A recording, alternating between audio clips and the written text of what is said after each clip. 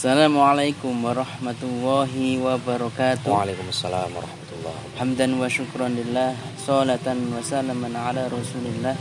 Rabbi shrah li sadri wa yassir li amri wahlul 'uqdatam min lisani yafqahu qawli. Allahumma iftah lana bil arifin amma ba'd. Pemirsa yang berbahagia, alhamdulillahirabbil alamin, pada kesempatan podcast yang kedua ini kita dapat menyapa pemirsa lagi, Mas Alif. Alhamdulillahirabbil alamin, Mas Takin ya. Dengan suasana yang cerah di awal bulan Zulhijjah. Ya, ini kita mengawali bulan Zulhijjah ya. Warganet yang kami hormati, pada kesempatan kali ini kita akan mengusung tema yaitu ukhuwah an-nahliyah. Di mana dalam ukhuwah an-nahliyah ini ada 3 macam, yaitu ukhuwah Islamiyah, ukhuwah wataniyah, dan ukhuwah basyariyah. Ada kaitannya dengan juga ukhuwah ini kita bingkai dalam nilai-nilai Pancasila dan NKRI. Jadi pemirsa, bahwasanya dalam Al-Quran disampaikan dalam surat Al-Hujurat bahwasanya kita sebagai makhluk ciptaan Allah itu adalah bersaudara, dan kita dianjurkan untuk saling mengenal, kan begitu Mas? Dari segi agama, suku, budaya, sebagai satu bangsa tanah air dan sebagainya. Bahkan seluruh umat dunia.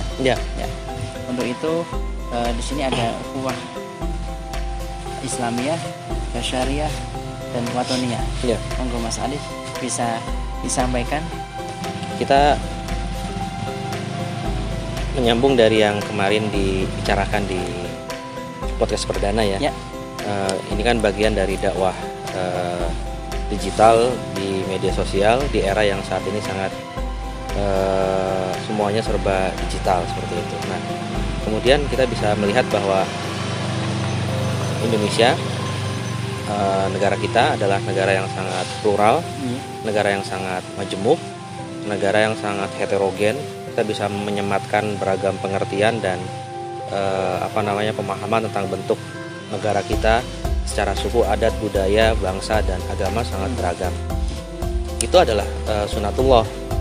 Kalau kita melihat secara lebih luas, secara lebih holistik lagi, secara lebih utuh, secara lebih menyeluruh, komprehensif, ternyata bukan hanya Indonesia, di dunia ini Allah telah menciptakan kita berbangsa-bangsa dan bersuku-suku, berjenis kelamin laki-laki dan perempuan. Seperti yang tadi Mas Takin katakan, bahwa di Quran kita sudah sering membaca dan mendapatkannya dalam pengajian dan sebagainya, terutama Quran surat Al-Hujurat ayat 10 dulu ya. Kalau sesama mukmin itu kan ayat 10 ya. Bismillahirrahmanirrahim. Innamal mu'minuna ikhwatun fa aslihu baina akhwaikum wattaqullaha la'allakum turhamun. Bahwa sesungguhnya di antara sesama mukmin itu bersaudara, maka berbuat baiklah atau damaikanlah, atau kemudian bersikap lemah lembutlah kepada sesamanya, pada sesama mukmin. Wattaqullaha, dan bertakwalah pada Allah, la'allakum turhamun. Niscaya engkau sekalian, kamu sekalian akan mendapatkan rahmannya Allah, seperti itu.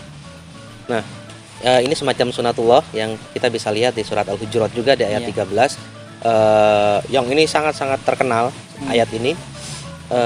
Bismillahirrahmanirrahim. Ya ayuhan nas, inna khalaqnakum min dzakari wa untha wa ja'alnakum syu'uban wa qabaila lita'arafu. Inna akramakum indallahi atqakum. Innallaha alimun khabir, seperti itu. Nah, bahwa sesungguhnya kita sudah diciptakan oleh Allah itu dari jenis kelamin laki-laki dan perempuan, berbangsa-bangsa dan bersuku-suku. Kemudian lita'arafu, untuk saling mengenal, untuk saling memahami. Inna akramakum indallahi atqakum, sesungguhnya yang paling mulia di antara kamu adalah yang paling takwa. Sesungguhnya Allah Maha mengetahui lagi Maha detail. Yang perlu kita pahami juga adalah perbedaan yang ada, segala hal yang kemudian menjadi pembeda antara satu individu dengan individu lain, antara satu makhluk dengan makhluk yang lain, itu memang sudah dibuat sedemikian rupa oleh Allah untuk saling membuat kita mengenal. Kita harus bisa memahami bahwa ternyata perbedaan yang ada, segala hal yang kemudian muncul di hadapan kita, itu merupakan hak prerogatif Allah, itu merupakan sunatullah yang kalau kita melihat dari sudut pandang keilmuan dalam hal ini, misalnya kita punya ideologi di negara ini yaitu Pancasila, punya dasar negara yakni Pancasila, kita akan melihat bahwa ternyata sila pertama itu adalah upaya untuk kita menyadari bahwa perbedaan suku, agama, budaya, adat, kemudian tradisi itu memang kehendak Allah. Membuat kita beragam dalam hal berbagai macam itu memang kehendak Allah untuk kita saling mengenal. Nah, semuanya butuh pengikat.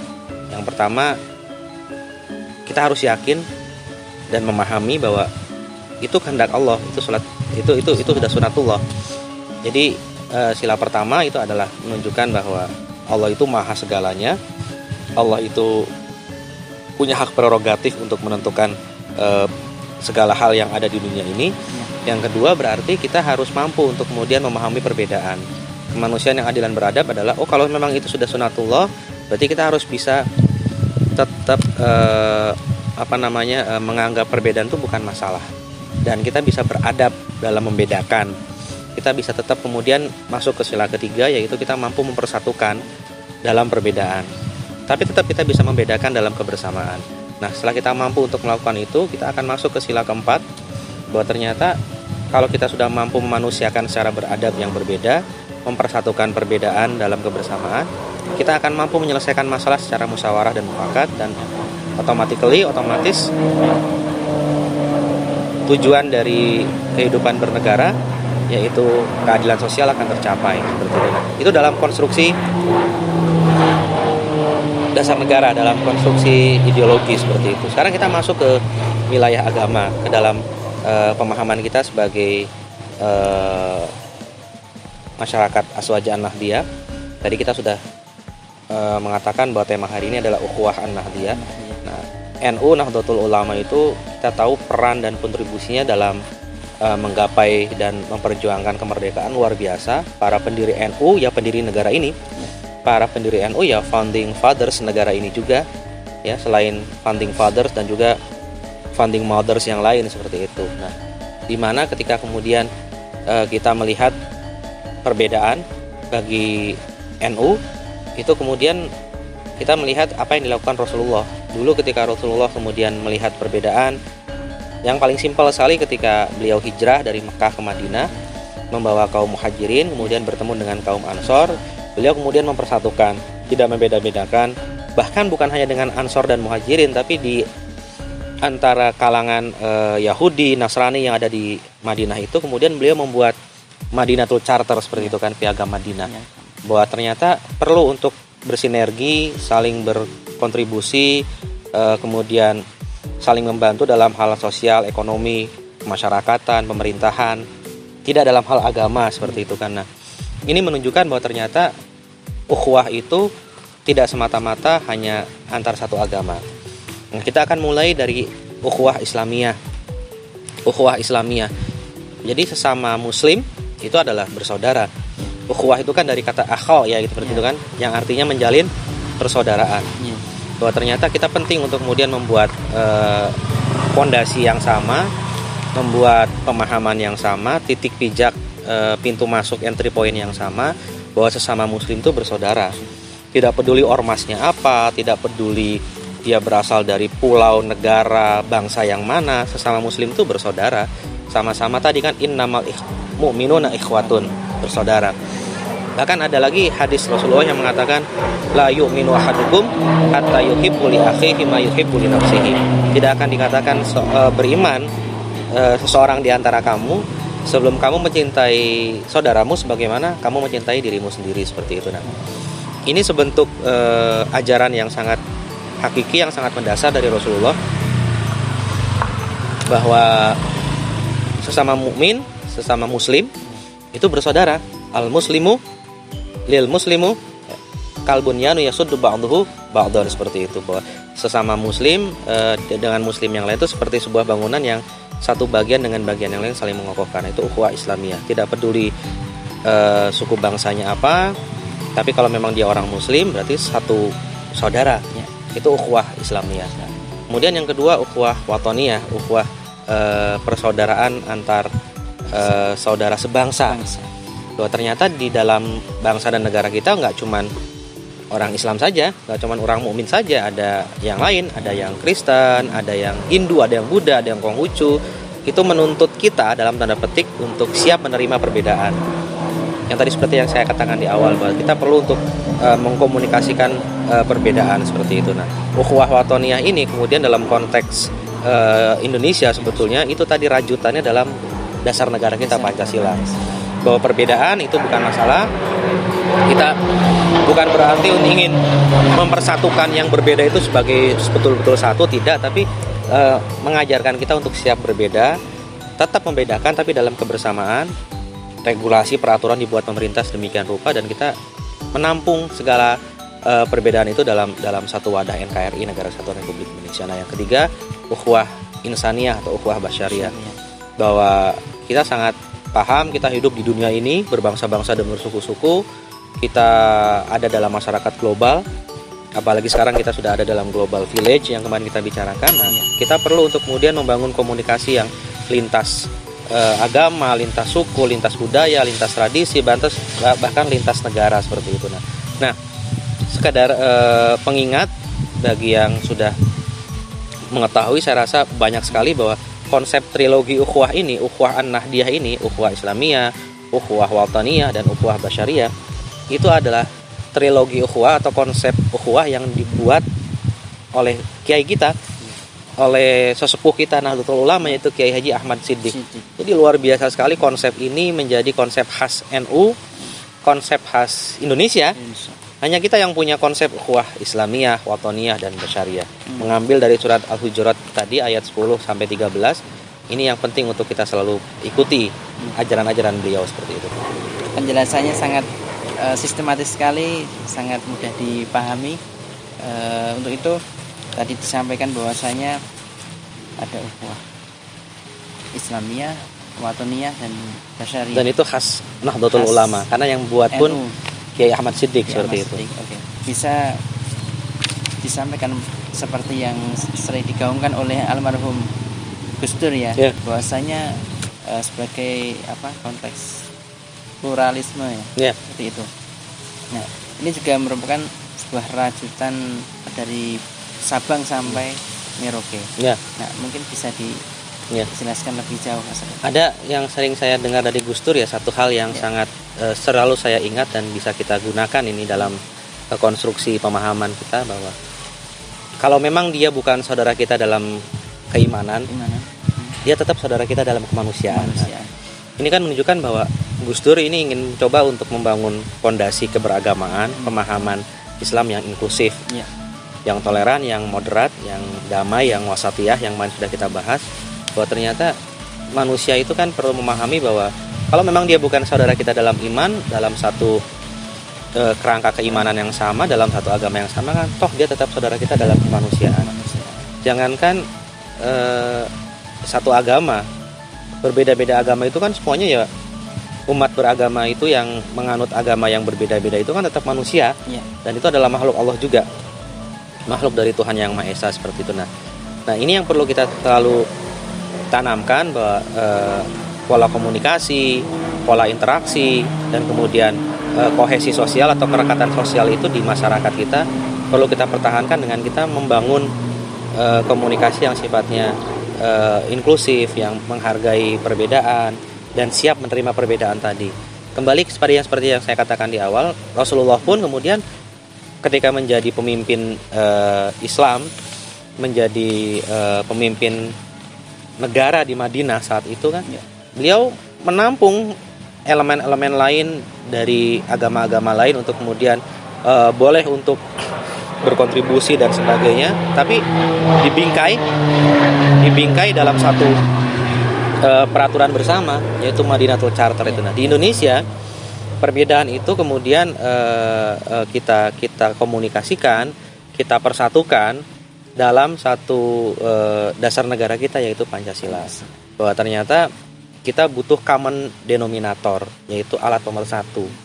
Kita butuh bingkai bersama ya Pancasila ini, yang ini adalah peninggalan kalau bahasanya Gus Dur dan kiai-kiai NU serta saudara-saudara kita di Muhammadiyah seperti Profesor Syafi'i Ma'arif dan lain-lain itu, Pancasila ini adalah peninggalan yang tidak tergantikan lah dari para pendiri bangsa kita. Bagaimana kemudian 5 nilai yang sangat mendasar itu, di mana sila pertama itu dan sila kedua menjadi dasarnya, sila ketiga dan keempat itu cara atau alatnya, sila kelima itu tujuannya. Bagaimana kemudian bernegara, berbangsa, berindonesia itu adalah mendasarkan pada 5 nilai itu. Nah, kalau ini kita praktekkan, ini kan inline, ini kan sejalan dengan tadi konsep ukhuwah an-nahdiyah tadi itu, terutama sila ketiga persatuan Indonesia. Yang ini kemudian menjadi semacam trademark NU sebetulnya, bahwa NU itu kan bisa ke kanan, bisa ke kiri, di tengah-tengah. Ya, sangat-sangat di tengah-tengah, merangkul yang kanan, merangkul yang kiri, menggandeng yang kanan, menggandeng yang kiri. Dan ini yang harus selalu kita tanamkan kepada para generasi penerus Aswaja An-Nahdiyah dan juga warga bangsa yang lain, bahwa perbedaan itu bukan masalah. Perbedaan itu memang dibuat sedemikian rupa untuk kita saling mengenal, dan perbedaan itu membuat harmoni warna makin indah. Tinggal bagaimana kita mengelola perbedaan itu dengan berkeadilan, dengan mengedepankan kesetaraan, dan ini tugas bersama. Nah, seperti itu.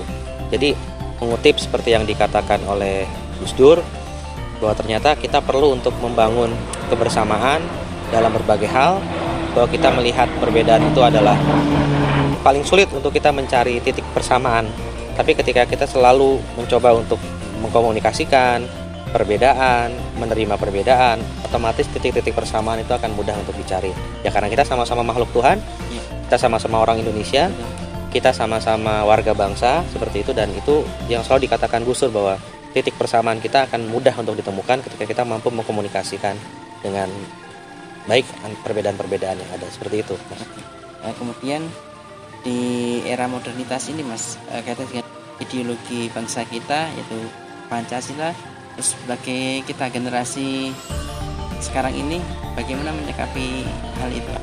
Kita perlu belajar ya dari sikap para pendiri bangsa kita, terutama Kiai Haji Abdul Wahid Hashim, kemudian Kiai Haji Abdul Wahab Hasbullah, kemudian dari Muhammadiyah kita tahu dulu ya ada Profesor Kiai Haji Abdul Karim Muzakir, ada Ki Bagus Hadikusumo di Panitia Persiapan Kemerdekaan Indonesia.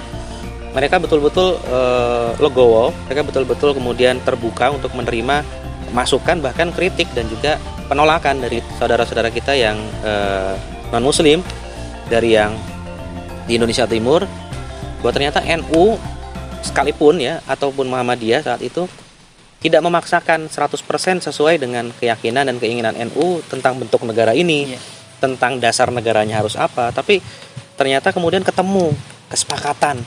Nah, kata kuncinya adalah kesepakatan. Bahwa kita Aswaja An-Nahdiyah, NU dan bahkan Muhammadiyah dan yang lain kemudian bersepakat untuk menerima perbedaan itu adalah kenyataan, kemudian menyepakati bahwa negara kita adalah negara damai, negara kita adalah Darussalam, seperti itu ya. Kemudian apa sih yang bisa membingkai negara yang beragam menuju negara yang damai ini? Ya negara Kesatuan Republik Indonesia, dengan ideologi yang kemudian mampu mempersatukan dalam perbedaan dan membedakan dalam kebersamaan tadi. Nah, saya rasa Pancasila itu bukan agama. Pancasila itu bukan hal yang sakral banget ya, bukan hal yang tidak bisa dikritik. Sebuah ideologi, sebuah pemahaman itu makin eksis atau makin memiliki kekuatan ketika dia memang teruji oleh zaman, dan ternyata sampai hari ini kita masih bersatu sebagai sebuah bangsa dengan beragam perbedaan yang ada, itu karena kita masih punya Pancasila. Itu bukan kata saya loh, itu kata Gus Dur, kata Syafi'i Ma'arif, kata MH, kata Cak Nur, Khalis Majid, kata tokoh-tokoh besar yang hari ini masih hidup pun mengatakan bahwa kita masih bersyukur punya peninggalan magnum opus ya, peninggalan yang luar biasa, karya besar luar biasa dari founding fathers dan founding mothers kita. Nah, ketika kita menggunakan Pancasila itu dalam koridor negara Kesatuan Republik Indonesia, sekali lagi yang saya katakan itu adalah buah atau hasil juga dari perjuangan para pendiri bangsa kita dari NU dan yang lain, dan kita perlu jaga itu. Nah, sekarang ketika banyak anasir-anasir baru, gerakan-gerakan baru dari impor dari luar dengan narasi-narasi yang anti Pancasila, narasi-narasi yang anti cinta tanah air, narasi yang mengatakan bahwa perbedaan itu harus dihilangkan, narasi yang mengatakan bahwa kemudian yang benar adalah pemahaman keberislaman mereka. Nah, kita perlu untuk kemudian mengcounter itu dengan cara yang elegan, dengan cara yang cantik. Yang sudah kita bicarakan di podcast kemarin.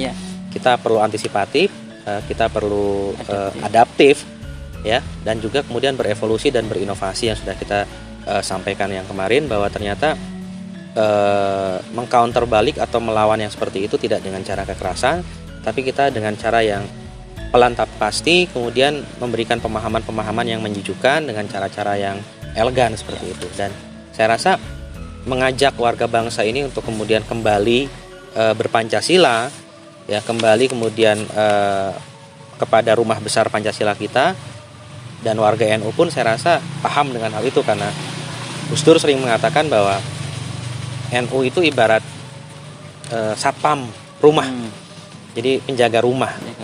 Apa yang dijaga rumah itu ya Indonesia.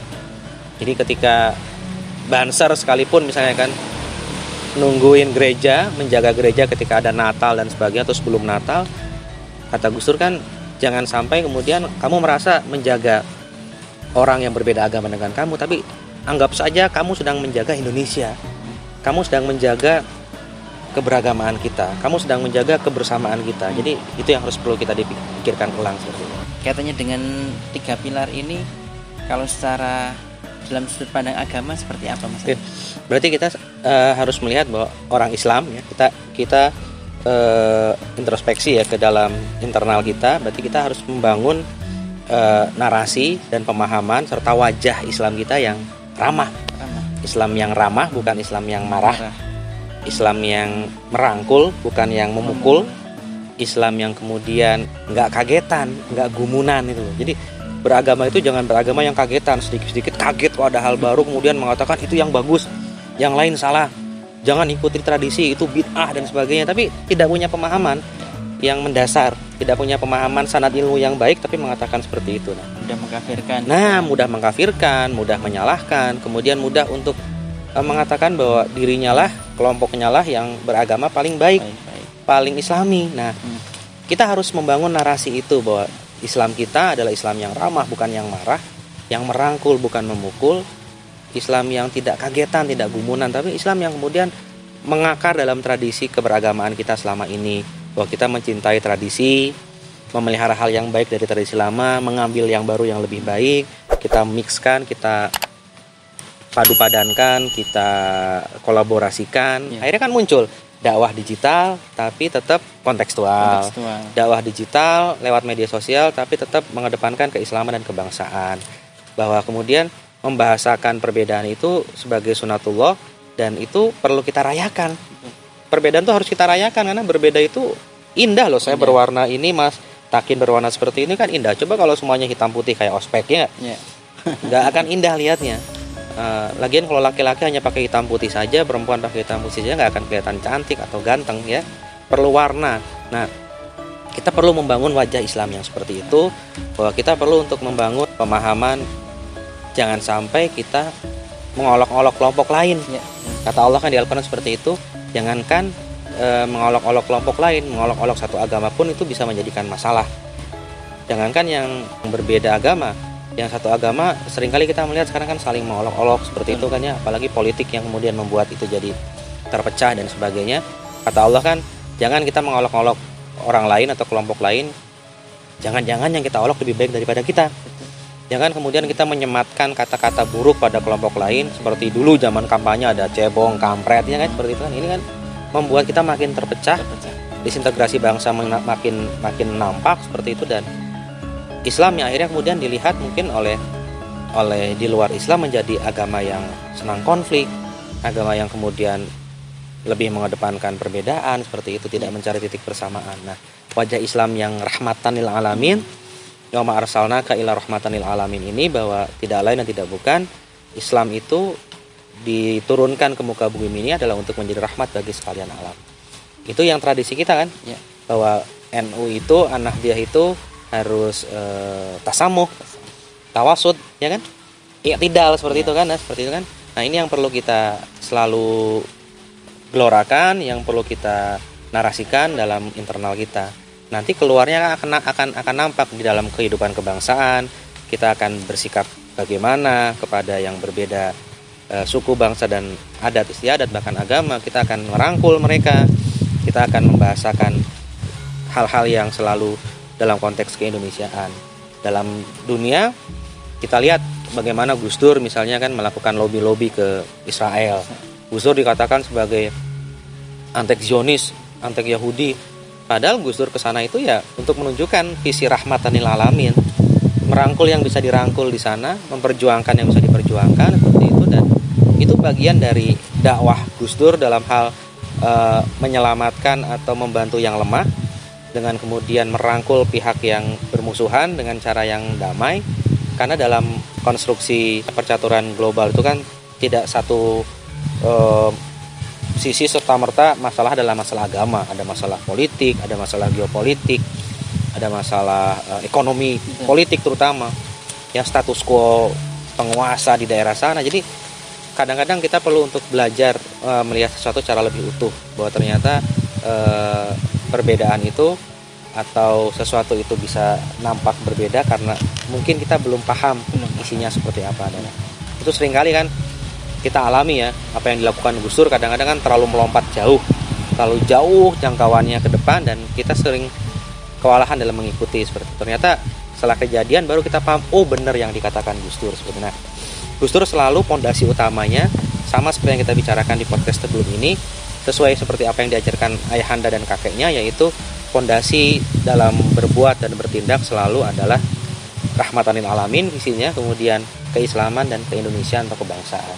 Perjuangan itu yang selalu ingin diperjuangkan oleh Gus Dur dalam setiap hal yang beliau lakukan seperti itu. Nah, warga NU, jamaah Nahdliyah saya rasa perlu untuk mengikuti pola-pola seperti ini, membangun wajah Islam yang bagaimana dalam konteks keindonesiaan seperti itu, Mas Tari. Kalau tadi disampaikan bahwasanya Islam adalah agama yang ramah. Nah, dalam konteks kita berdakwah, jihad. Yep. Nah, itu bagaimana, Mas Ali? Nah, berarti jihad itu kan tidak dimaknai hanya perang saja ya. Betul. Atau invasi, menundukkan, kemudian menganeksasi seperti itu, invasionis. Jadi kan polanya adalah pola yang invasionis, berarti bukan itu. Tapi jihad itu bisa kita maknai dalam konteks sekarang ya, jihad digital ini kan jihad juga. Betul. Jihad bermedia sosial di era digital, melakukan literasi pendidikan media, mencerdaskan warga untuk kemudian memahami segala problematika yang ada itu dalam perspektif ke-Indonesia dan keislaman. Nah, jihad yang sekarang ini saya rasa relevan adalah jihad untuk kemudian mempertahankan NKRI, jihad mempertahankan keindonesiaan kita, jihad untuk mempertahankan warisan masa lalu kita dari para pendiri bangsa, yang itu harus kita pertahankan mati-matian dengan cara yang elegan, dengan cara yang cantik, dengan cara yang sejuk, yang damai, untuk menunjukkan bahwa Islam itu agama yang hanif, yang ramah, yang tidak marah. Nah, saya rasa ini yang perlu kita tunjukkan, bahwa jihad itu yang terbesar jelas melawan hawa nafsu ya. Nah, korelasi dengan itu, jihad melawan hawa nafsu adalah ya berarti kita ketika berdakwah, ketika kita mengcounter, ketika kita kemudian berusaha untuk memberikan pemahaman yang khas NU, yang khas Indonesia, yang mencintai keberagaman, ya kita lakukan dengan cara-cara yang baik, yang damai seperti itu. Karena itu bagian dari pola-pola yang dilakukan oleh Rasulullah dulu kan. Rasulullah mengajarkan kita untuk selalu berdakwah dengan cara yang santun, yang damai, yang juga tidak mengkerdilkan atau bahkan menjatuhkan, bahkan lawan politik, lawan ideologis itu tidak perlu kita jatuhkan dengan cara yang tidak elegan seperti itu. Jadi itu mungkin Mas Alif. Ya. Ini sebagai conclusion Mas Alif bisa disampaikan. Dalam konteks sekarang ini kan tantangan terbesar kita adalah bagaimana kita membangun kebersamaan ya dengan pemerintah terutama dalam upaya untuk mencapai tujuan nasional kita, yaitu negara yang makmur, adil, dan juga berkeadilan sosial sesuai dengan sila kelima. Nah, kita perlu untuk kemudian mendukung tentunya segala hal yang dilakukan oleh pemerintah selama itu sesuai dengan regulasi, tidak bertentangan dengan Pancasila dan Undang-Undang Dasar 1945. Itu adalah sikap-sikap NU. NU mengatakan bahwa NU berposisi untuk selalu kritis kepada siapapun itu pemerintahnya, bahwa selama itu baik didukung, selama itu kurang baik atau tidak baik ya perlu dikritisi dengan cara yang elegan, yang cantik seperti itu, yang santun. Dan ini gunanya kita memahami bahwa ternyata para pendiri bangsa kita yang juga pendiri NU, pendiri Nahdliyin ini sudah begitu banyak memberikan contoh baik kepada kita. Siapapun pemerintah yang sah itu harus kita dukung. Sebaliknya, siapapun atau ada kelompok apapun yang kemudian berusaha untuk menjungkir balikan, menurunkan atau merusak keindonesiaan, bahkan kemudian angkat senjata dan menyatakan perang, itu perlu kita lawan. Ini kan yang terjadi kan seperti itu, tapi dengan cara-cara yang elegan. Kita kemudian mencoba untuk membangun narasi tandingan, tapi sifatnya tidak menjelek-jelekan ya, seperti itu, tapi kita memberdayakan masyarakat kita juga, warga kita untuk kemudian memahami permasalahan dahulu. Nah, itu tantangan kita saat ini. Ada istilah terorisme kan, ada kemudian pro kepada pemahaman Islam yang sektarian, yang sempit, merasa keberagamaannya yang paling baik, merasa dirinya yang paling islami, misalnya seperti itu. Nah, ini yang perlu kita bangun, narasi-narasi tandingan, tapi dibalut, dibungkus dengan bungkus yang elegan, yang cantik, dan itu tentu harus mampu menarik minat dari warga bangsa yang lain selain orang NU seperti itu.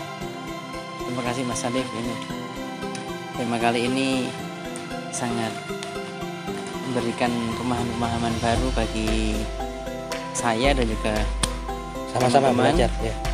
Semoga nantinya bisa kita terapkan di kehidupan bermasyarakat, bernegara, ya, bahkan di manapun kita berada.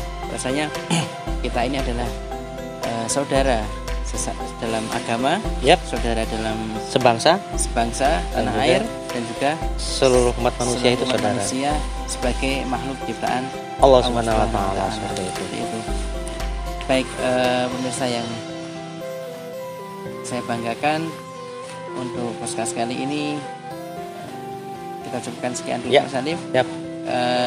Next kita sambung dengan tema lain yang tentunya tidak kalah menarik seperti itu, dan juga di tempat yang berbeda. Tempat yang berbeda. Dengan host dan narasumber yang masih sama dulu ya.